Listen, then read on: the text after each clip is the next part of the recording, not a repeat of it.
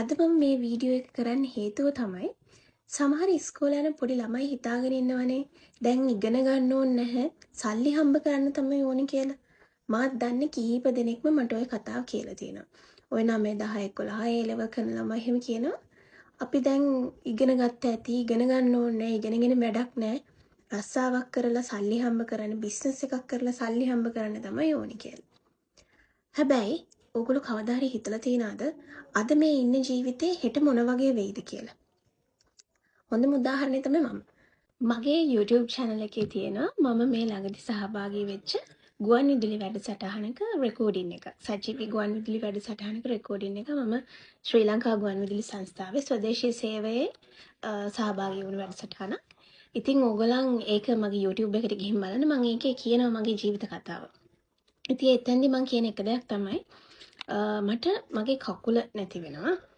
දැන් අවුරුදු 4කට කලින් ඒත් එක්ක මගේ ජීවිතේ හැම දෙයක්ම කඩාගෙන වැටෙනවා. ඉතින් ඔන්න ඔය කඩාගෙන වැටීම ඇතුලේ තිබුණ එක ලොකු කඩාගෙන වැටීමක් තමයි මට මගේ රස්සාව නැති වෙන එක. මම ඒ වෙනකොට විධායක ශ්‍රේණිය කියන්නේ එක්සිකියුටිව් ලෙවල් එකේ ජොබ් එකක් කර කර හිටියේ ප්‍රයිවට් සෙක්ටර් එකේ. මට මගේ කකුල නැති වෙනවත් එක්ක ආපු ඒ එක දේවල් එක ආපු ලොකු දෙයක් තමයි ඕක.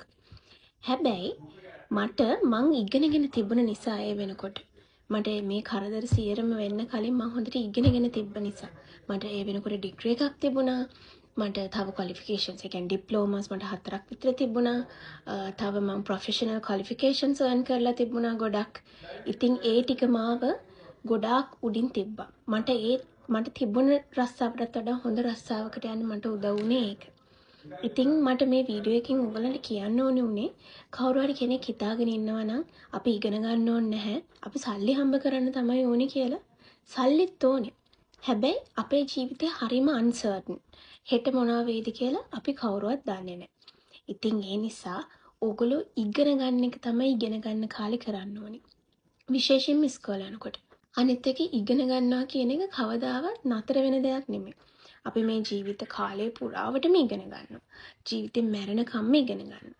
ඉතින් ඒ නිසා ඉගෙන ගන්නවා කියන එක කොයිම වෙලාවකවත් හැල්ලුවකට ලක් කරන්නවත් ඒක නොසලකා හරින්නවත් එපා. මාව මතක තියාගන්න. මම තමයි හොඳම උදාහරණය. මගේ වීඩියෝ එක තාම බලපු නැති කෙනෙක් ඉන්නවා නම් මගේ YouTube channel එකේ link එක තියෙනවා TikTok page එකේ bio එකේ දාලා.